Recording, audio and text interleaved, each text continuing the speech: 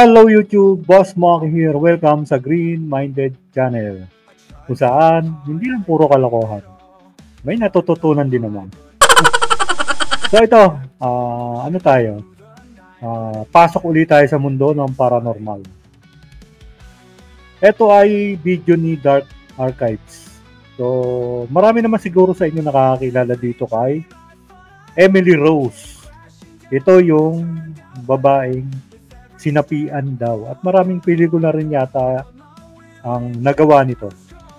The Exorcism. Ano nga ba ang exorcism? Ang exorcism ay ito yata yung sinasapian ka ng para maging tama tayo. Ano ba ang exorcism? Definition and practice of exorcism. Exorcism is a ritual ceremony aimed at expelling evil spirits, demons, or negative spiritual influences from a person, place, or object. Ibig sabihin, sinasaniban. Kumbaga, pinapalayas. Parang gano'n, expelling evil spirits. So, ibig sabihin, pinapalayas na masamang espiritu sa pwedeng katawan ng tao, isang lugar, or isang bagay na napoposes ng isang masamang espiritu. So, yun ang ibig sabihin nun. So, balik tayo rito.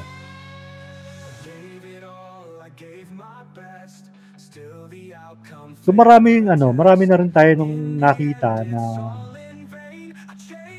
marami rin naman tayo nakita na video na mga sinasapian daw ng masasamang espiritu, elemento, or mga laman lupa. Lalo-lalo na dito sa Pilipinas. Marami na yan.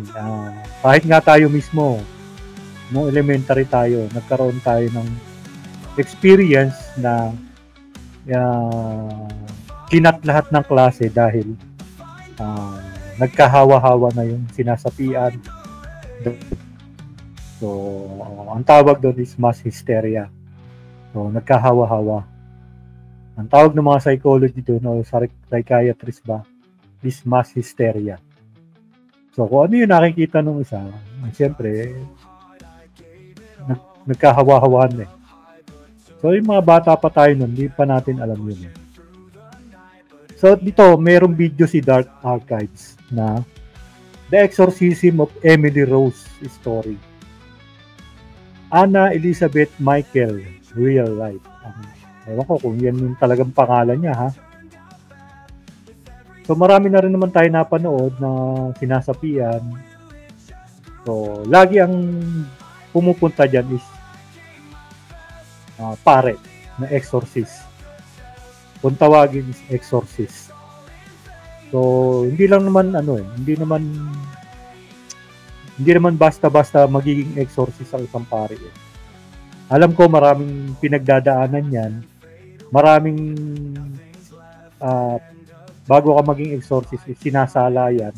At alam ko is may approval yan ng Vatican. Ang pinaka-Vatican, ang simbahan ng Katoliko. So ito, panoorin natin ito ha. The Exorcism of Emily Rose. Kung gaano nga ba katotoo ito. So let's go. Nilabas na horror movie na may pamagat na The Exorcism of Emily Rose na siyang tinuturing na isa sa mga nakakatakot na horror movie sa lahat ng mga palabas na nakasabayan nito. Maganda rin yung pagkakagawa ng kwento. Ganon din yung mga award-winning actress na gumanap sa ilan sa mga karakter dito. Ito ay kwento ng isang babae na sinapian ng 6 na demonyo. Pero lingid sa kaalaman ng nakararami, kagaya ng The Conjuring, Amityville, at ng nakakadiring palabas na Wrong Turn, ay hango ito sa totoong buhay. Maaaring marami na sa inyo nakarinig ng kwento na to, pero ngayon ay sariwain natin ang kwento ni Anna Elizabeth Michelle na siyang mas kilala sa tinatawag ang babaeng sinapian ng 6 na demonyo. At kung kagaya kita na mahilig makinig ng mga ganitong uri ng content, mga horror, mystery, mga solved and solved cases, ay ilike mo na tong video na to and don't forget to subscribe. Simulan na natin ang kwento.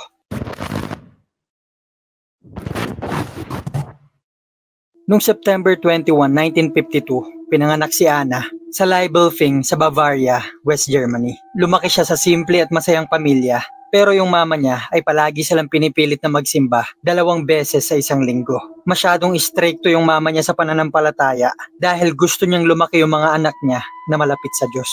Hindi naman ito nakakagulat sa mga pamilyang nakatira sa Germany dahil 70% ng populasyon nila noon ay mga Katoliko. Ang matinding paniniwala naman nila noon ay hindi lubusang mapapatawad ang kasalanan ng isang tao sa ganang sarili niya lang paghingi ng tawad, kundi kakailanganin ito ng tulong ng ibang tao. Kumbaga, kailangan mong ipanalangin yung ibang tao na patawarin sila sa mga kasalanan nila para lubusan silang mapatawad. Na hanggang ngayon ay paniniwala pa rin ng Katoliko sa doktrina nila tungkol sa purgatorio na palaging ipagdasal yung mga kaluluwang nandito para makalampas sila at makarating sila sa langit. Bagay na matibay at matinding pinaniniwalaan ng mama ni Anna. Tuwing taglamig ay pinatutulog sila magkakapatid sa sahig. Dito sila kumakain, lumuluhod, nagdadasal at natutulog na walang gamit na kahit anong sapin. Sa gayon, sa pagsasakripisyo nila ay napapatawad naman yung ibang tao sa mga kasalanan nila. Nagkaroon ito ng malaking impact habang lumalaki silang magkakapatid. Nagdulot ito sa kanilang maging relihiyoso kagaya ng mama nila. Si Anna ay kilala sa eskwelahan bilang makadiyos, mabait, matulungin at matalino. Bagay na proud yung mga magulang niya. Noong 1968, habang nasa school si Anna, 16 years old siya nung taon na to, ay bigla na lang siyang nawalan ng malay. Kaya naman yung mga kaklase niya ay lumapit sa kanya, tinutulungan kung ano nangyari dito. Hanggang sa dumating na yung ibang teacher at nakita nilang nanginginig at nangingisay yung katawan nito ni Anna. Makalipas ang ilang minuto ay huminahon naman ito at nagising siya. Pero hindi niya maalala kung ano nangyari sa kanya. Sabi ng mga teacher sa magulang nito ay baka merong epilepsy si Anna. Pero ang sabi ng mga kaklase nito na sila nakasaksi ng buong pangyayari, ang sabi nila ay hindi epilepsy yung nakita nila. Dahil nakita nilang gising si Anna, nangingisay nga yung katawan nito. Pero pag kinakapitan siya, nagre-react siya na parang lumalaban siya. May isang estudyante pa na nagsabi na nakatitig daw ito sa kanya habang nakangiti. Pero si Anna, wala siyang maalala sa mga pangyayari na to. Sabi ng mga magulang niya, ipapacheck up siya. Pero sabi naman nito ay okay lang siya. At nung kinagabihan ng parehong araw na yon, habang natutulog si Anna, ay nakaramdam siya ng bigat na parang may nakaupong tao sa dibdib niya. At kinaumagahan ay nakita niya na lang na basang-basa yung buo niyang kama, na parang naihi siya dito habang natutulog. Sinabi niya to sa magulang niya pero nung una, hindi nila to pinansin.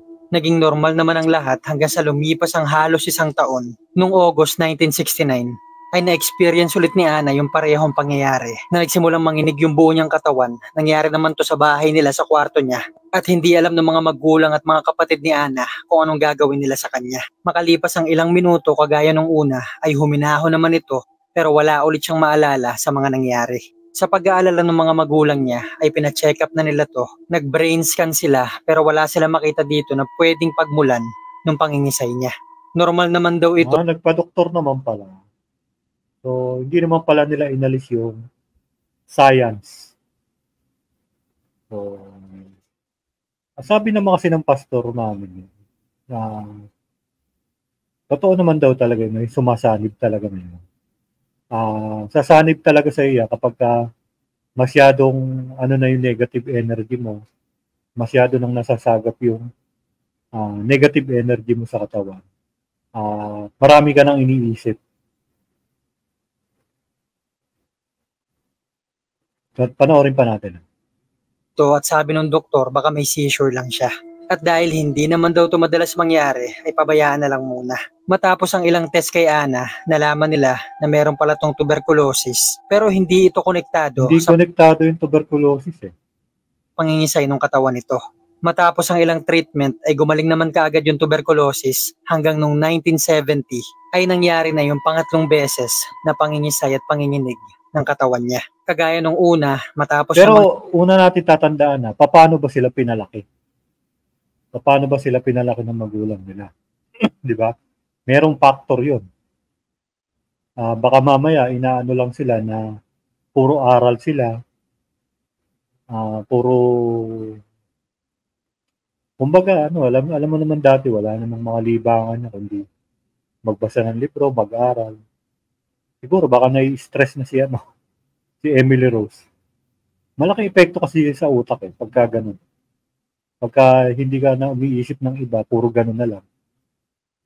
Ang isa, hindi niya maalala kung ano nangyari, basang-basa yung higaan niya. Alalang-alala yung mga magulang niya, kaya naman naghanap sila ng ibang doktor. Pero makalipas ang ilang brain scan, wala talagang makita yung mga doktor na pwedeng pagmulan yung pangingisay ng katawan nito. Ang sabi ni Ana, tuwing nangyayari daw to sa kanya, nakakakita siya ng iba't ibang mga kulay, iba't ibang mga tunog. Kaya sabi ng doktor, baka epilepsy nga. Kaya binigyan siya ng gamot na mukhang naging epektibo naman dahil lumipas ang mahigit sa 1 taon ay hindi niya na ulit ito naranasan. Patuloy pa rin siyang umiinom ng gamot kahit wala nang nagiging sintomas. At hanggang noong 1972, sa kabila ng patuloy pa rin siya umiinom ng gamot at mahigit 1 taon na siyang hindi inaatake ng epilepsy, ay nangyari ulit ito. Kagaya nung mga nauna, pina-check up nila to, bin-brain scan, nagsagawa na rin yung iba't ibang doktor ng iba't ibang test. Sa pagtataka nila, pati ng mga magulang ni Ana, ay wala talaga silang makitang pwedeng pagmulan nung panginginig o nung epilepsy ng bata. Nung mga panahon na to, nag-aalala na yung mga magulang niya na kung ano bang dapat nilang gawin at kung ano kayang pinagmumulan ng epilepsy ni Ana. At ang ginawa ng doktor dahil mukhang naging epektibo yung unang gamot niya, ay binigyan sila ng panibagong gamot sa epilepsy na mas matapang dun sa nauna. Sa pagtataka naman nilang lahat, imbis na magamot, ay lumala lang ito ng lumala. Naging madali. Baka hindi kaya yung dosage.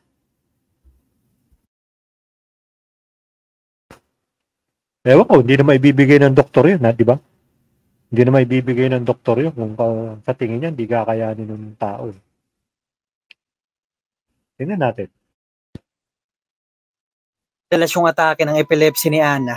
Pero dahil sa kagustuhan pa rin itong mag-aral noong 1973, ay nag-enroll pa rin siya sa University of Würzburg para maging teacher. At nung parehong taon na to, ay nagsimula na makarinig si Ana ng mga tunog sa kwarto niya, pero hindi niya malaman kung saan ito nagmumula. Mga tunog ito ng mga katok na kahit yung mga kapatid niya ay naririnig din naman. Kaya't hindi ito hallucination o guni-guni lang ni Ana. Isang beses naman habang natutulog siya, ay naalipungatan siya dahil sa mga bulungang nangyayari dun sa kwarto niya. Hindi niya dinidilat yung mata niya pero alam niyang gising na yung diwa niya ng mga oras na yon. At ang naintindihan niya sa mga bulungan na yun ay paparusahan ka ng Diyos at dadalhin ka niya sa impyerno. At naririnig niya to ng paulit-ulit. Pag dinilat niya naman yung mga mata niya at inikot niya yung paningin niya dun sa kwarto, ay wala naman siya makitang pwedeng pagmulan ng mga bulungan na yun. Sinabi niya naman ito sa mama niya pero ang sabi sa kanya nito ay sabayan niya ito ng pagdadasal na siya namang palaging ginagawa ni Ana. Hanggang sa isang beses, nakita si Ana ng mama niya na nakaluhod ito sa harap ng rebulto ni Mama Mary. Dahan-dahan niya itong nilapitan para sabayan sanang magdasal. Sa kilabot niyang nakita niya yung anak niyang si Ana na nakangiti, itim na itim yung buo nitong mata habang titig na titig kay Mama Mary. Hindi niya alam yung gagawin niya ng mga segundo na yun pero kahit takot na takot siya ay pinilit niyang gisingin yung anak niya. At nung magising ito ay sinabi niya kung anong nakita niya pero walang maalala si Ana sa mga nangyari. At doon na nagsimulang lumala ng lumala yung nararanasan ni Ana. Tuwing lumalabas siya, pumapasok sa eskwelahan, tuwing may nakakasalubong siya mga tao, kahit pa yung mga taong nakasakay sa sasakyan, mga nagdadrive dito, mga kaklase, mga magulang, kahit pa yung mga kapatid niya, ay nagbabago yung mukha ng mga to at nagiging mukha ito ng mga demonyo. Yung iba daw sa mga to ay tinatakot siya, yung ibang hiningitian siya, yung iba naman ay sinasabihan siya na mabubulok yung katawan mo sa impyerno. At isang gabi naman habang natutulog na siya, ay nagising siya sa... Ewan ko, tanong ko lang di ba nagdadrugs itong si Emily Rose? Wala bang patunay na malinis ito at di ba nagdadrugs? Tanong lang Tatanong lang Hindi ko rin alam. Sa kalagitnaan ng gabi sa hindi niya maipaliwanag na kadahilanan. At nung pagdilat niya at napatingin siya sa dingding ng kwarto niyang nasa paanan niya ay may napakalaking demonyong nakatayo dito. Kulay itim yung buo nitong katawan. May 7 itong sungay at may 7 korona. At ang sabi sa kanya nito ay tigilan na daw ang paniniwala at pagdadasal sa Diyos. Dahil wala naman daw itong maitutulong sa kanya. Matapos nito ay wala na siyang maalala. Nung sumunod naman na gabi ay nagising na naman siya sa mga bulungan. Pero ang pakiramdam niya yung mga bulong na yun. Walang sinabi yung doktor.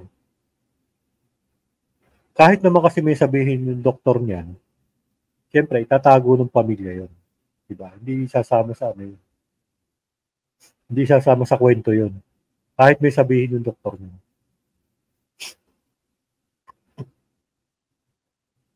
Ewan ko Ewan ko, may duda ako. Yun naman duda lang. Tanong lang naman ako. Ngayon ay nanggagaling sa loob ng katawan niya. Kaya't ang paniniwala niya, yung demonyong nakita niya nung gabi na yon ay nasa loob na ng katawan niya. Lahat ng mga pangyayari na to ay kinikwento ni Ana sa nanay niya. Wala naman sila magawa kundi magdasal dahil yung mga doktor ay wala ring makitang pwedeng pagmula ng mga to. Isipin na lang natin yung problemang dalahin ng mga magulang ni Ana. Mula din nun ay hindi na ito natutulog sa kama kundi sa sahig dahil ang sabi ni Ana, sa sahig lang daw siya pinapayagan nung demonyo matulog. At dahil hindi na rin ito yan. Inuutusan. Pero ang tapang din niya, no? Kinakausap niya. Or hindi niya alam. pasok ng maayos ay pinahinto na nila to sa pag-aaral. Kinausap nila yung ilan sa mga pari sa lugar nila para sana humingi ng tulong at matulungan yung anak nilang si Ana. Pero ang sabi ng mga pari sa kanila ay ipagpatuloy lang yung pag-inom ng gamot at humingi sila ng tulong sa mga doktor, hindi sa simbahan. So dito, lalo nang nahirapan yung mga magulang niya dahil yung mga doktor hindi rin malaman kung anong pinagmulan ng sakit ni Ana at yung mga pari naman ay sinasabi sa doktor manghingi ng tulong. Yung isa sa mga doktor na nilapitan nila, ang pangalan ay Dr. Luthi. Ang sabi sa kanila nito ay humingi ng tulong sa simbahang Katoliko, maipag-usap sa mga matataas na posisyon at baka sila ay merong magawa. Bagay na itinanggi naman ng doktor kinalaunan. Pero sinabi man ito ng doktor o hindi, yung mga magulang ni Ana ay patuloy pa rin nakikipag-usap. Hindi sasabihin ng doktor yun. Siyempre, sila more on science sila. Hindi sasabihin ng doktor na pumunta kayo sa pare parang magpapa-exorcist, gano'n. Hindi sasabihin ng doktor yun. Usap sa ilan sa mga pare dahil sinasabi nga ni Ana na meron daw siyang demonyo sa loob ng katawan niya. Habang patuloy pa rin silang humihingi ng tulong sa ilan sa mga doktor. Iba't ibang gamot na yung iniinom ni Ana noong mga taon na to. Pero ang sabi niya, mahigit 5 taon na daw siya umiinom ng kahit anong mga gamot. Wala naman daw na itutulong sa kanya. At tama nga siya sa bagay na to. Dahil sa kabila ng maraming gamot na iniinom niya, ay lumala lang ng lumala yung sitwasyon ni Ana.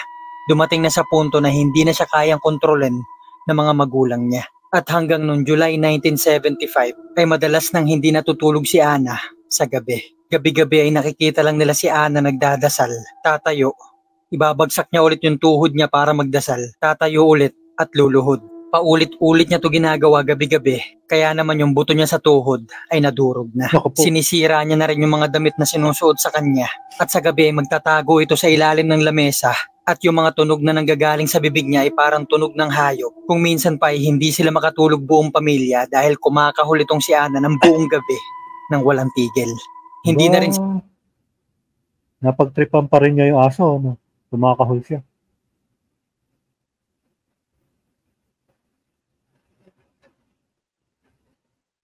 Sila masyado makalapit dito dahil pag lumalapit sila naman yung inaatake niya. Minsan naman kapag sinisilip siya ng mama niya, nakikita niya si Anang parang nag-e-exercise ito, umi-squat ito, tumatayo, sa bilis na hindi niya maintindihan na kaya pala yun gawin ni Ana nang paulit-ulit, buong gabi.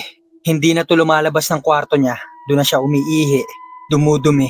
Hindi na ito kumakain ng pagkain nila sa bahay, kundi ang kinakain niya lang ay yung mga insektong nakikita niyang gumagapang doon sa kwarto niya. At sinisira niya na rin yung mga rosaryo, mga ribulto ng mga santo pati ni Mama Mary dahil sinasabi niyang hindi niya na daw yun kailangan. At isang umaga naman, nung pumasok sila sa kwarto ni Ana, nakita nila tong nakaluhod, nakaharap ito sa pader habang nagdadasal ng napakabilis ng Hail Mary. Paulit-ulit niya tong ginagawa at inuuntog niya rin yung ulo niya sa pader. Nung sinubukan siyang awatin ng mama niya at ng kapatid niya, sa kabila ng napakapayat na nito dahil hindi nga to kumakain, ay naitulak nito yung kapatid niya sa pader sa kabilang side ng kwarto. Kaya't simula doon ay umiiwas na itong lumapit kay Ana. Pero sa kabila nung iyakan at gulong nangyayari sa paligid niya, makikita mo na lang si Ana na nakaluhod, nakaharap sa pader at patuloy pa rin nagdadasal ng Hail Mary. Hanggang sa may nakausap yung mama ni Ana, si Father Ernst Alt, na siyang bumisita at tumingin sa kalagayan ni Ana. Nung una akala niya rin may epilepsy lang yung bata. Nang napansin niyang umiiwas ito sa daladala niyang cross, Kaya't sinubukan niya itong painumin ng tubig na galing sa simbahan at nagsimula itong magsisigaw. Kaya't kumuha pa siya ng ilang mga gamit ng simbahan at inilapit doon sa bata. Pareho yung naging reaksyon nito, nagsisigaw at nagalit. Kaya naman kinausap niya yung mga magulang ni Ana. Ang sabi niya sa mga to, hindi epilepsy yung sakit ng anak nyo, kundi pinaglalaruan siya at sinasapian ng demonyo. Kinausap ni Father Out si Ana, nilayo niya yung mga cross, mga galing sa simbahan na gamit at tinanong niya to kung ano bang nararamdaman at nakikita niya. Ang sabi ni Ana ay meron daw siya nakikitang malaking simbahan. May mga taong nagsisimba dito, nakaluhod yung mga to pero may apoy sa paligid ng simbahan. At yung mga taong nakaluhod at nagdadasal, yung mga ngipin nila ay nakalabas na parang galit silang lahat. Susubukan niyan lumayo sa mga to pero bumabalik lang siya sa harap ng simbahan. Humingi ngayon ng tulong si Father Out sa simbahang Katoliko na magsagawa ito ng exorcism kay Ana dahil may sapi nga ito ng demonyo. Pinakita ni Father Out yung sulat sa kanya ni Ana sa mga bishop nila at ang nakalagay dito na isinulat ni Ana ay wala akong kakayahan. Lahat ng bagay na nasa akin ay walang pakinabang. Ano bang kailangan kong gawin? Kailangan ko palalong pagbutihin. Ipagdasal niyo ako. Gusto ko rin naman maghirap at magdusa para mailigtas yung ibang tao. Pero sobra-sobra na yun nangyayari sa akin. At noong September 1975, ay naaprubahan na nga ng bishop na si Joseph Stangl na magsagawa ng eksorsismo kay Ana at ang pinadala nila ay si Father Arnold Renz. Pero inutusan sila ng mga to na panatilihing sikreto yung eksorsismong gagawin nila. Nagsimula sila noong September 24, 1975 at tumatagal ito ng 4 na oras, 2 beses isang linggo. At yung ilan sa mga eksorsismong ginagawa nila ay nire-record pa nila para meron silang pruwebang maipapakita na talagang may sapi talaga ng mga demonyo. Alam ko kasi yung mga exorcist, mahabang proseso yan para masabi na sinasapian ka or gagawan ka ng exorcism. Ano yun eh, nagpapaalam pa yata talaga sila sa mga bishop or cardinal. Hindi ko lang alam po hanggang sa Vatican is nakakarating kung ganyang request. Kasi hindi naman lahat ng pare is nagiging exorcist eh. So napakahabang proseso niyan para ma-exorcist ka ng pare. At hindi basta-basta yan. So pagdating nila doon, ina-assess pa nila yan. Tinitingnan kung meron ka psychological na sakit or baka umaarte ka lang. Ini-screen muna nila yan bago nila masabi na may sapi nga yung tao. At kapag pagka napatunayan nila na may sapi nga, doon pala sila magre-request yata. Pagkakaalam ko doon pa lang silang pagre-request yata na magsasagawa sila ng exorcism. At yung mga recordings na yun ay siyang pinagkuwanan ng ilan sa mga scene sa horror movie na Exorcism of Emily Rose na pinakatumatak sa mga tao. Ito yung mismong recording nila nung nagsagawa sila ng exorcism. Kayo nang bahalang umusga kung boses ba talaga to ng isang babae o hindi.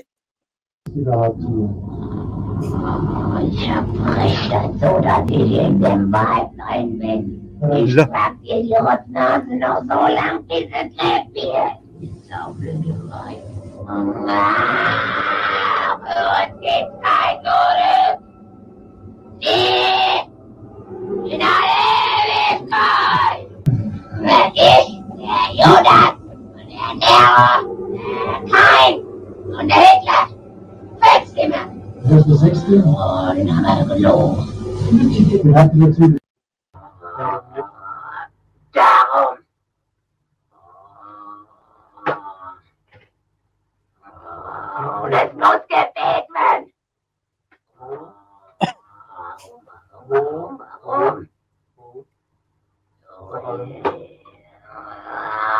Ako, tinitingnan ko yung itsura kung siya yung nasa picture.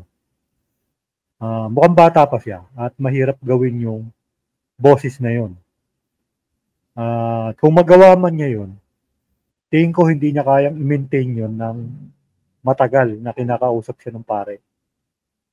So, bibigay at bibigay yan, kung inaarte niya yan, bibigay at bibigay ang lalamunan niya dyan. Dahil masakit yan eh. Mahirap gayahin yung, mahirap i-ano yung ganong boses. Sa akin, tingin ko parang sinasapian niya siya. Tingin ko lang naman. Oh, and then here. Kunin din pamilyon.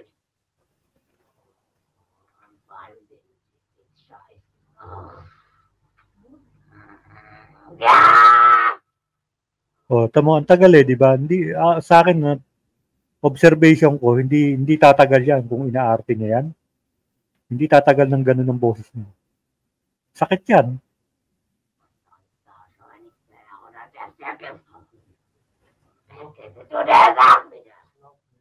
Nein! Ich bin Nero! O, Nero.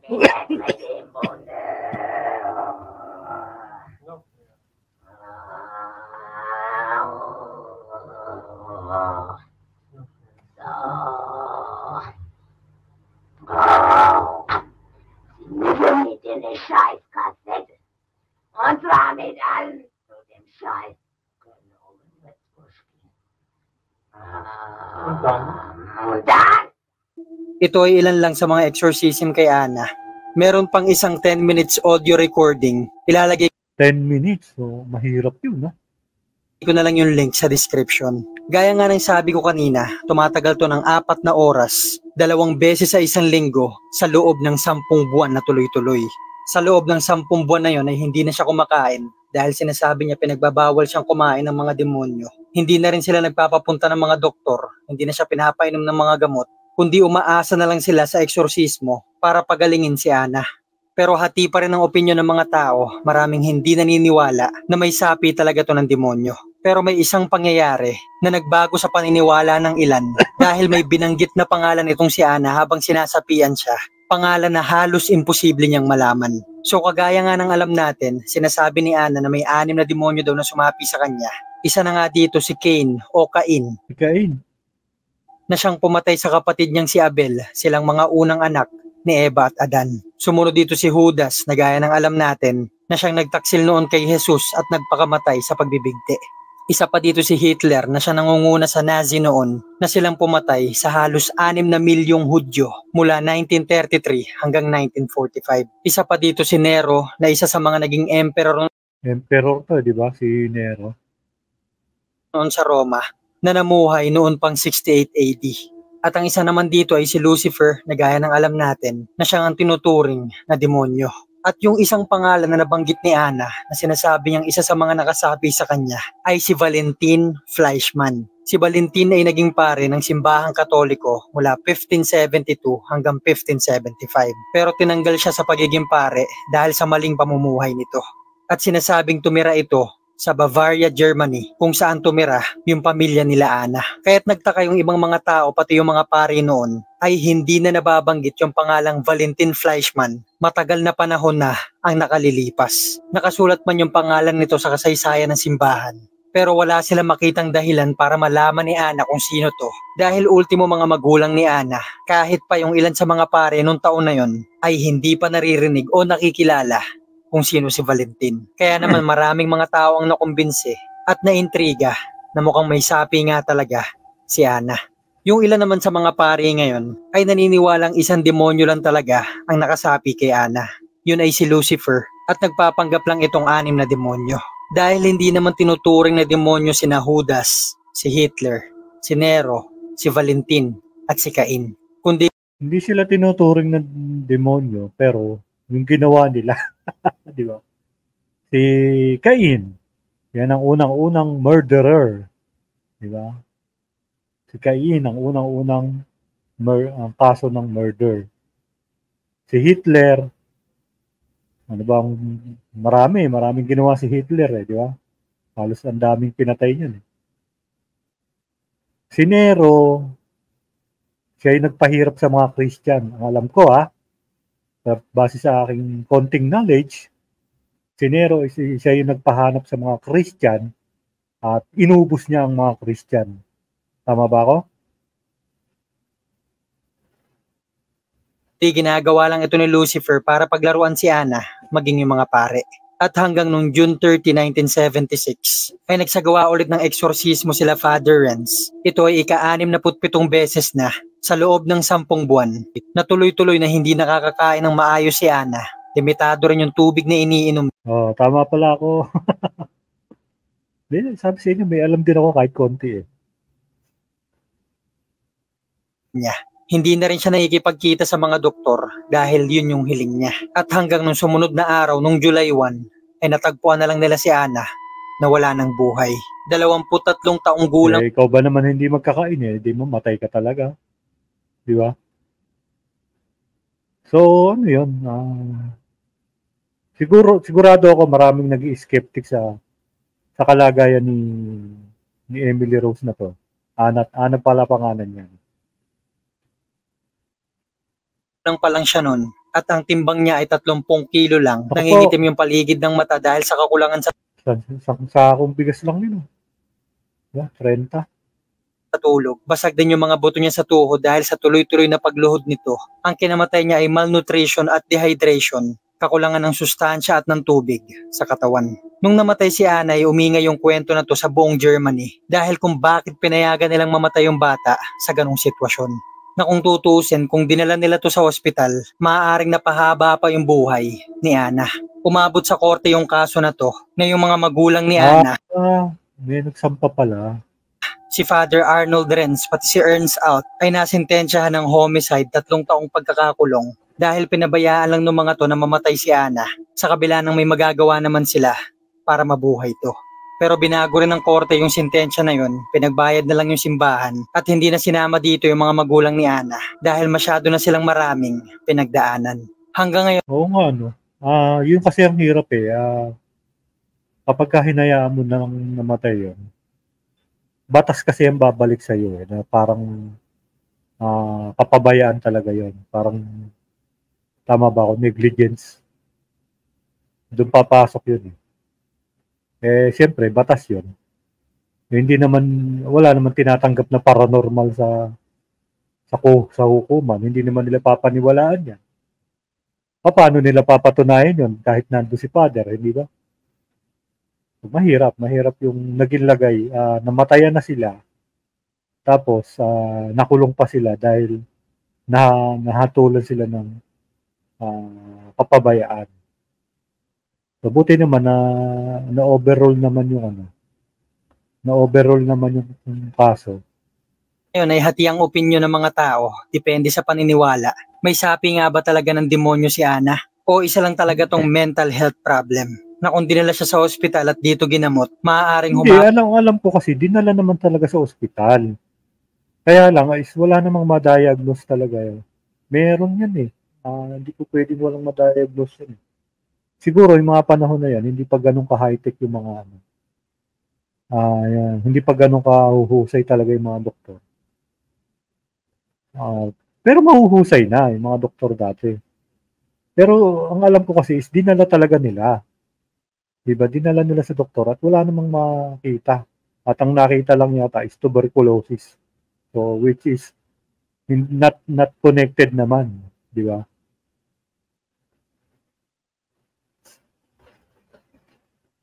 haba pa yung buhay ng bata dahil dito, pipilitan siyang kumain at uminom ng gamot na maaari pa ngang magpagaling sa kanya. O kaya naman, si Ana Elizabeth Michelle ay naging biktima lang talaga ng mali at hiduwang paniniwala. Pero hanggang ngayon ay nakatatak pa rin sa kwento na to na kung paano kaya nalaman ni Ana kung sino si Valentin Fleischmann. Mag-iwan na lang kayo ng comment So, yun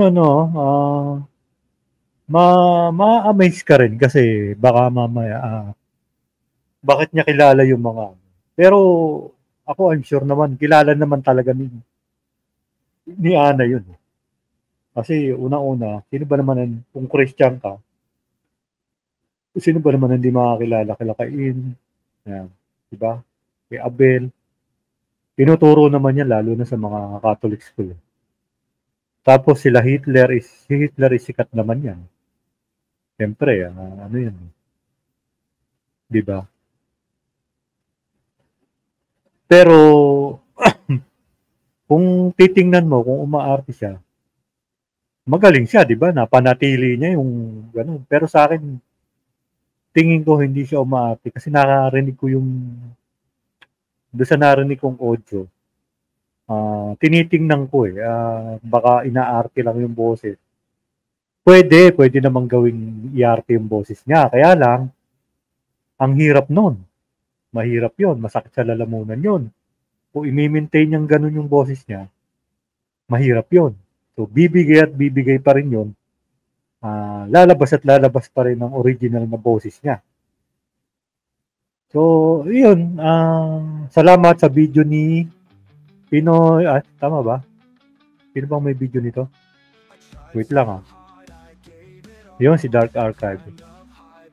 Salamat sa video ni Dark Archive. At marami na naman kaming natutunan. So, disclaimer po.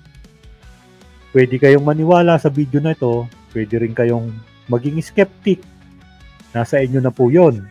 Hindi po namin sasaklawan kung ano po ang magiging opinion nyo. Pwede nyo pong i-comment dyan sa baba. At siyempre, babasahin naman po namin yan. So, igagalang po namin kung anong paniniwala nyo. Kung sa tingin nyo, sinapian si Emily Rose o si Ana. So, i-comment nyo lang sa baba. Kung sa tingin nyo naman na psychological or mental yung sakit niya, comment nyo lang din sa baba. At babasahin namin yan. Iiwan na po namin sa inyo ang pagpapasya. So, hanggang doon na lang. Maraming salamat. Bye-bye.